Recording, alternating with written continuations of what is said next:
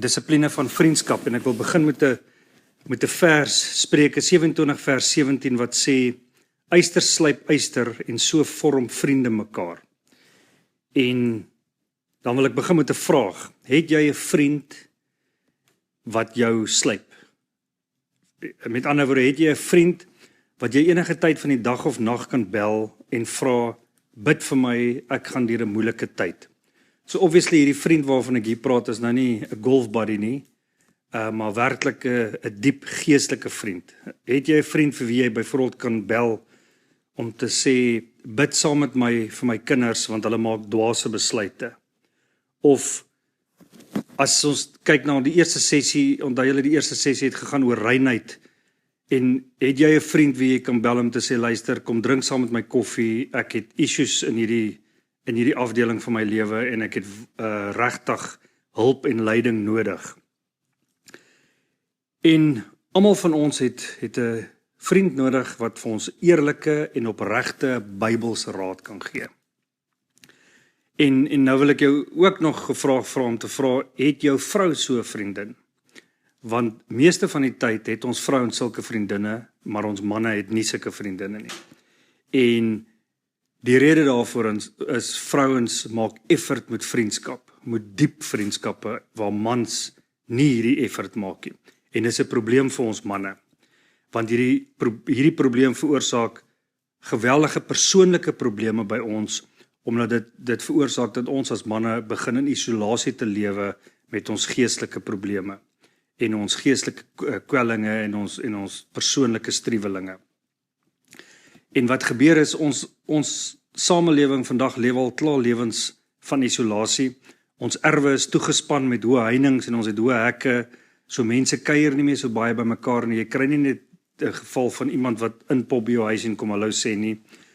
Ons gesels baie minder met mekaar, ons stuur eerder 'n WhatsApp, en wat besig is om te gebeur met hierdie isolasie is, dat ons as manne word al hoe meer onderdruk, en die rol wat God ons gegee het, word al hoe meer en meer van ons al weggevat, en die hartseer ding is, ons laat dit toe, ons as manne.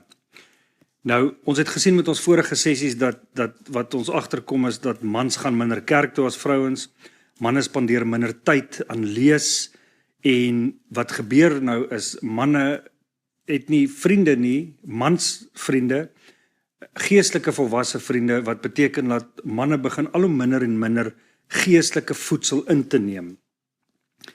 En julle kan onthou met ons vorige sessie het ons gepraat van hoe Satan werk, dat hy in beheer is van die wêreldstelsel, en die enigste manier wat hy ons kan beïnvloed is om ons te mislei. En hierdie misleiding kom net deur ons oë en ore.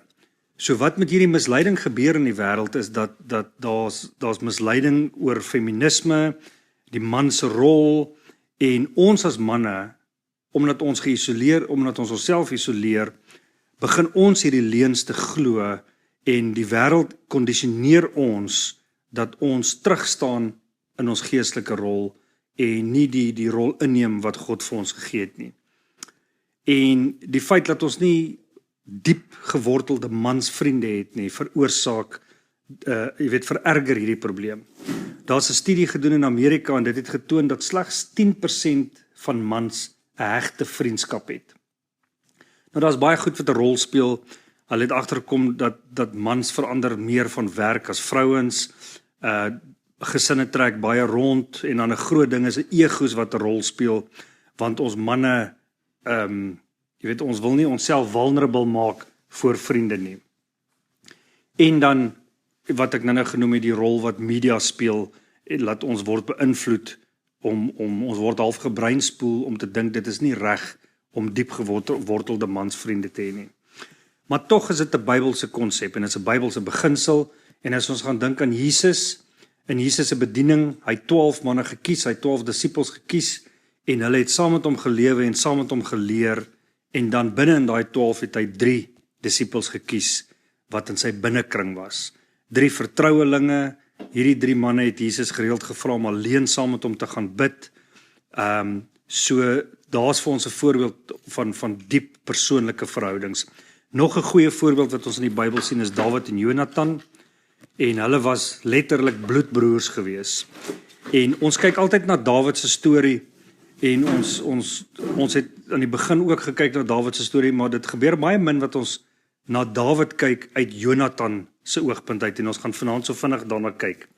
In 1 Samuel 14 lees ons dat Jonathan 'n dapper man was, wat geglo het dat God by hom is, en hy en sy wapendraer het een nag uitgegaan na die Filistyne toe om die Filistyne te gaan doodmaak, of van hulle te gaan doodmaak, en daai aksie van Jonathan was die begin gewees van 'n groot oorwinning wat die Israeliete oor die volk, oor die Filistyne gehad het.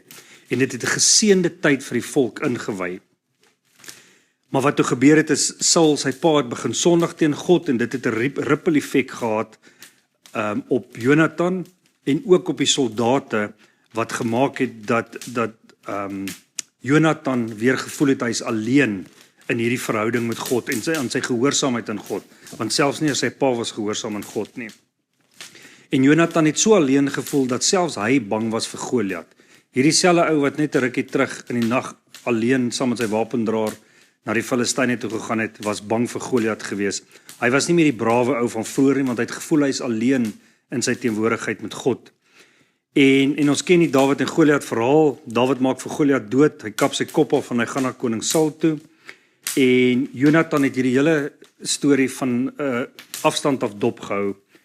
En hy het gehoor wat Dawid vir Goliat sê. En Dawid was so half geïrriteerd met Goliat gewees, want hy sê vir hom, of hy sê, want wie is hierdie onbesnede Filistyn dat hy die slagorders van die lewende God durf uitdaag? En dit het 'n effek op Dawid gehad. Want toe Dawid voor Saul verskyn, in 1 Samuel 18 vers 1 staan daar, en nadat hy sy gesprek met Saul beëindig het, het die siel van Jonathan verkleef geraak aan die siel van Dawid, en Jonathan het hom lief gekry soos sy eie siel. So wat hier gebeur het is, Jonathan het uiteindelik 'n vriend gemaak, wat dieselfde oortuiging van God het as hy, en dit het gemaak dat hy sy siel lief gekry het, want Dawid se hart was ingestel op God net soos sy eie hart, en hierdie vriendskap het toe gegroei tot 'n vriendskap tot die dood toe. En daar's 'n paar elemente in hulle vriendskap wat ons raak sien, wat ons kan sien hoekom dit 'n sielsvriendskap was. En die eerste een is, dit was 'n wederwysige vriendskap gewees. Nou hierdie tipe vriendskappe, hierdie diep vriendskappe kom altyd van twee kante af. Dit is wanneer twee manne net klik, hulle siele klik. Dis wanneer twee of drie manne se worldview presies dieselfde is. En dit beteken hulle kyk na alles om hulle deur dieselfde bril, en dit is 'n goddelike bril. En hierdie is nogal belangrik om te weet, dis nie te sê hulle stem altyd saam oor alles nie, maar daar sekere core beginsels waaroor hulle absoluut een is. Hulle onderwerp hulle self aan dieselfde autoriteit wat die Bybel is. Hulle ken dieselfde God, die God van die Bybel. Hulle groei geestelik saam. Hulle begeer dieselfde geestelike dinge, byvoorbeeld heiligmaking en aanbidding. En die Heilige Gees bind hulle dan saam dat hulle sielsgenote is. Hoor weer wat staan in 1 Samuel 18 vers 1. En nadat hy sy gesprek met Saul beëindig het, het die siel van Jonathan verkleef geraak aan die siel van Dawid. So dit is 'n wederwysige vriendskap. En nog 'n aspek van hierdie tipe vriendskap is dat dit 'n liefdesvriendskap is. Nou hierdie, jy weet, ons beweeg nou hierso op vreemde terme vir ons manne as ons oor hierdie goeters praat, maar hierdie liefdesvriendskap is nie 'n soetsappige liefde wat ons in die wêreld sien nie. Bybelse liefde is nooit gebaseer op emosies nie. Bybelse liefde is altyd gebaseer op die persoon se behoeftes vir wie jy lief is. So, wanneer jy Bybels lief is vir iemand, dan gaan dit nie meer oor jou nie, dit gaan oor die ander persoon. Dit is soos met jou vrou. As jy vir jou vrou Bybels lief is, dan gaan dit oor jou vrou se behoeftes, en hierdie is dieselfde met 'n vriendskap. En ons sien ook dat hierdie vriendskap van hulle, hierdie liefde vir mekaar was onmiddellik gevorm gewees, want hulle siele was onmiddellik aan mekaar vasgekleef gewees. Dan nog 'n aspek van hierdie vriendskap is, dit is 'n vriendskap van commitment. Ons sien in vers 3 en 4 van 1 Samuel 18, toe sluit Jonathan met Dawid 'n verbond, omdat hy hom liefgehad het soos sy eie siel. Daarby trek Jonathan sy mantel uit wat hy aangehad het, en hy gee dit aan Dawid, ook sy klere, ja, selfs sy swaard en sy boog en sy gordel. So hierdie tipe verbond en hierdie tipe vriendskap beteken, en dit het letterlik met hulle so beteken, jou lewe vir my lewe en my lewe vir jou lewe. En dis commitment. Dit is wat commitment beteken. So Jonathan was die koning se kind gewees en hy gee sy mantel en sy klere en sy swaard en sy boog en sy gordel vir Dawid, want Dawid het dit op daai stadium nodig gehad. En later toe Jonathan dood is, het Dawid na sy nageslag omgesien. Hy het na sy kinders omgesien. En hierdie tipe vriendskap het net een doel. En dit is dat jou vriend alles bereik wat God vir hom beplan het. En jy help hom daarmee. Dan nog 'n aspek van hierdie vriendskap is lojaliteit. Toe Saul Dawid wou doodmaak, sien ons dat Jonathan altyd net goed gepraat het van Dawid voor Saul. Hy het selfs vir Dawid verdedig voor sy pa. Hy het selfs sy eie pa so ver gekry om aan hom 'n belofte te maak dat hy nie vir Dawid sal doodmaak nie. Nou ons weet natuurlik nou Saul het daai belofte gebreek. So hier kan ons sien dat alhoewel Jonathan lief was vir sy pa, want hy was sy pa en hy was die koning, was hy geweldig lojaal gewees teenoor Dawid. En loyaliteit is geweldig belangrik in vriendskappe. En ons kan sien dat hierdie twee manne stel vir ons 'n voorbeeld van wat loyaliteit is. Dan is nog 'n aspek, is vriendskap, daar moet aanmoediging en bemoediging in 'n vriendskap wees. Nou, Saul was konstant besig om jag te maak op Dawid. Hy wou hom doodmaak en hy het alles in sy vermoë gedoen om hom dood te maak. En ons lees deur hierdie hele verhaal dat Jonathan gereeld vir Dawid bemoedig het. Maar hierdie was nie sommer net soetsappige bemoediging of Dutch courage waarvan ons praat nie. Hoor wat staan in 1 Samuel 23 of 18 vers 23. 1 Samuel 23 vers 16. Daarop het Jonathan die seun van Saul hom klaargemaak en na Dawid in Hores gegaan en hy het hom bemoedig in God en vir hom gesê: Vrees nie, want die hand van Saul my vader sal jou nie vind nie, maar jy sal koning word oor Israel en ek sal die tweede onder jou wees en my vader sal weet dit ook goed. So wat ons hier sien, hierdie tipe bemoediging en aanmoediging is in God. Dit is goddelike bemoediging.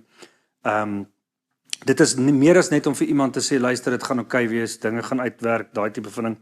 Goddelike bemoediging, ek weet nie wie van julle het al gehoor van die Titus troos of die Titus bemoediging nie. Maar Paulus skryf in 2 Korintiërs 7 vers 6 en 7, maar hy wat die nederige troos, naamlik God, het ons getroos deur die koms van Titus. En nie deur sy koms alleen nie, maar ook deur die troos waarmee hy oor julle getroos is, deurdat hy aan ons berig gebring het van julle verlange, julle verdriet, julle ywer vir my, sodat ek my nog meer verbly het. So hier kan ons sien, wanneer 'n vriend mekaar bemoedig, dan is dit werklik goddelike bemoediging. En dit was die bemoediging wat Jonathan en Dawid aan mekaar gegee het. So as ons die aspekte van hulle vriendskap kan opsom, dis wederwysige vriendskap, so dit kom van twee kante af. Dis 'n liefdesvriendskap, dis 'n vriendskap van commitment, loyaliteit en dan aanmoediging. En as ons na hierdie voorbeeld kyk en ons kyk na Jesus en sy 3 close disciples, dan sien ons dat dit tog moontlik is vir manne om hierdie tipe verhouding te hê. En jy weet, hierdie diep sielsvriendskappe te hê. En ons sien selfs dat Dawid sy verhouding met Jonathan hoër geag het met sy verhouding met vrouens. Nou ons weet dat Dawid het meer as een vrou gehad, so as hy dalk net een vrou gehad het, sou dit dalk 'n ander storie gewees het. Maar hoor wat skryf hy in 2 Samuel 1 vers 26. Ek is benoud om jou ontwil, my broer Jonathan. Jy was vir my baie lieflik. Jou liefde was vir my wonderliker as die liefde van vroue. So ons weet nou Dawid het bietjie 'n verkeerde uitkyk oor die huwelik gehad, maar hier kan ons sien hoe was hulle vriendskap gewees. Dis moontlik vir ons as manne om hierdie tipe vriendskap te hê, maar dit verg dissipline. En onthou, dit is hierdie reeks waarmee ons besig is. As jy die begeerte het vir so 'n vriend, dan is daar sekere dinge, daar sekere dissiplines wat jy in jou lewe moet inbring. Daar's sekere verstellings wat jy moet maak in jou lewe. En een van die dinge wat jy moet doen is, waar daar werklik dissipline in jou lewe moet inkom, is in gebed. Jy moet bid dat God jou sal verander, dat jy so vriend sal wees, dat jy die vermoë sal hê om 'n sielsvriend vir iemand te wees. En dan, nadat jy daai gebed gebid het, moet jy bid dat God jou die geleentheid sal gee om so 'n vriend te maak, of om sulke vriende te maak, want ek dink is moontlik om meer as een so sielsvriend te hê. En dan moet ons manne werk aan vriendelikheid. Ons moet uitgaan om vriende te maak. Ons kry gewoonlik die reaksie van mense af. As die reaksie van mense af kom vanuit die reaksie van ons uit. So ons moet jy weet bly wees. Die Bybel sê vir ons wees altyd bly.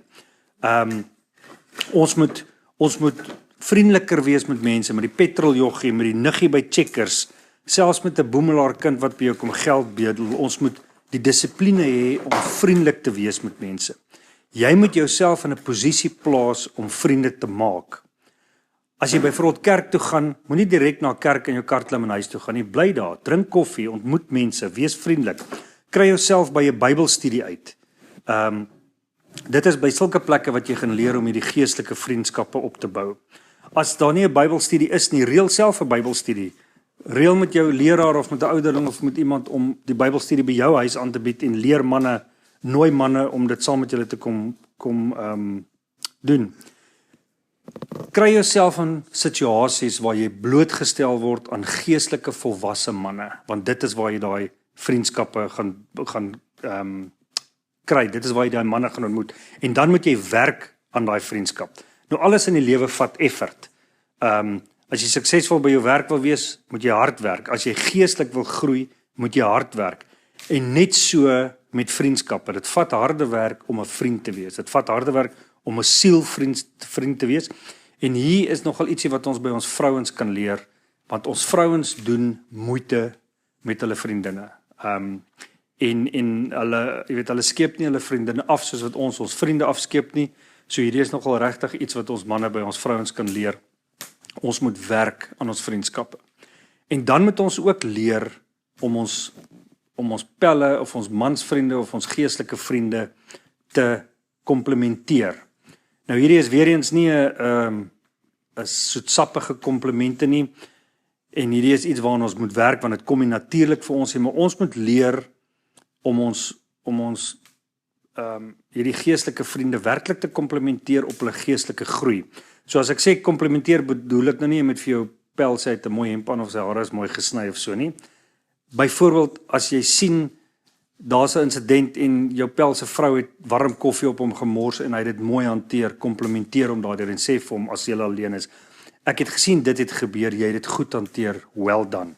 As jy byvoorbeeld sien hy dissiplineer sy kind op 'n goddelike en 'n goeie manier, sê vir hom, well done, ek het gesien jy het dit gedoen. En hoekom ons dit moet begin doen is want ons het ook nodig dat iemand vir ons moet wys daarop dat ons is op die regte pad. Ons doen die regte ding.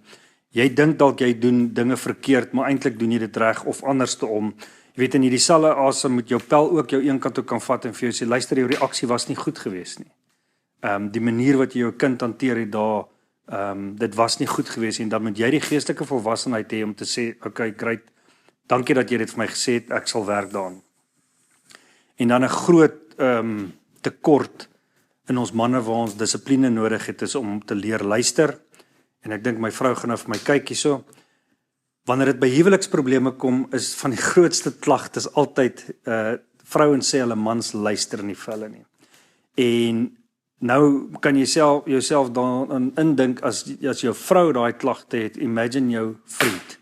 Ons moet leer om te luister. Ons moet leer wanneer ons mansvriende moet ons praat, moet ons amper tussen die lyne kan lees en kan hoor, daar's 'n issue by sy huwelik, ek moet vir hom bid, of ek moet hom nooi vir 'n koffie, laat ons kan praat daaroor, of daar's dalk issue met kinders, of daai tipe van ding. Want, om oor hierdie goeders te praat nie natuurlik vir ons manne kom nie, moet ons ingesteld wees op ons pel. Ons moet, en as ons daai tipe vriend gemaak het, dan moet ons regtig ingestel wees op hierdie tipe van issues, want as ons eerlik is met onsself, ons almal gaan van tyd tot tyd deur hierdie tipe van dinge, waar ons werklik iemand nodig het om mee te praat, maar ons het nie die vrymoedigheid om die gesprek te begin nie, en as jy 'n vriend is wat ingestel is daarop, dan kan hy jou lei daarin. Dan moet ons manne meer gasvry wees. Ons wanneer ons altyd die woord gasvry hoor, dan dink ons altyd aan ons vrouens, ons vrouens wat moet gasvry wees. Maar Petrus skryf in 1 Petrus 4 vers 8 en 9: Maar bo alles moet julle mekaar vurig lief hê, want die liefde sal 'n menigte sondes bedek. Wees gasvry jeens mekaar sonder om te murmureer. Nou hierdie brief wat Petrus hier geskryf het, het hy net gesê vrouens wees gasvry nie, hy sê wees gasvry. Christene wees gasvry. So wanneer ons diep sielsverhoudinge wil bou, dan moet ons meer gasvry wees. Ons moet manne nooi na ons toe, ons moet tyd spandeer met hulle, ons moet dit lekker maak in die sin van, as iemand by jou kom kuier, maak daarom vir die ou koffie, jy weet daai tipe van ding. So hierdie is doelbewuste goeders wat dinge wat ons in ons lewens moet inbring, wat ons dissipline moet toepas, as ons hierdie tipe vriendskappe wil maak. En die belangrikste beginpunt is daarso, jou eie hart moet verander. Jy moet bid, en jy moet werk insit, en jy moet effort insit, en jy moet dissipline toepas, om so 'n vriend te wees. Ek hoop julle het nou die laaste gedeelte gehoor, want ek sien die sy net weggeraak, ek gaan dit net weer herhaal. Ons moet dissiplines toepas in ons eie lewens, maar dit begin by jou, as jy so vriendskap wil hê. Jy moet bid, dat die Here jou hart verander, jy moet effort insit, jy moet werk insit, want om so 'n vriendskap te hê, begin by jou. Jy moet daai tipe vriend wees. En julle sal sien dat die laaste paar sessies en in hierdie sessie, dit gaan alles oor verhoudings. Dit gaan oor verhoudings met ander mense. Eerstens met jou verhouding met God, dan met jou verhouding met jou vrou, verhouding met jou kinders, en dan sien ons nou hierso verhouding met ander manne. En ons moet weer eens kyk na Christus en die drie eenheid as ons voorbeeld. Daar's 'n perfekte verhouding tussen God die Vader, God die Seun en God die Heilige Gees. Dan is daar 'n perfekte verhouding tussen Christus en die kerk, en dan sien ons verhoudings met mense, met ander mense, en dit is daarop wat ons verhoudings moet bou. So weer eens, God is perfek, die drie eenheid is perfek, en ons streef na hierdie perfeksie, en ons weet, ons gaan nooit hierdie kant van die hemel hierdie perfeksie hê nie, maar as jy die begeerte het vir 'n sielsvriend wat jy regtig moet hê, dan moet die dissipline wat jy moet toepas in jou lewens en die verandering wat jy moet toepas in jou lewens by jou begin. Begin by gebed, pas jy die dissiplines toe en maak seker dat jy die tipe betroubare, loyale vriend is wat jy graag wil hê.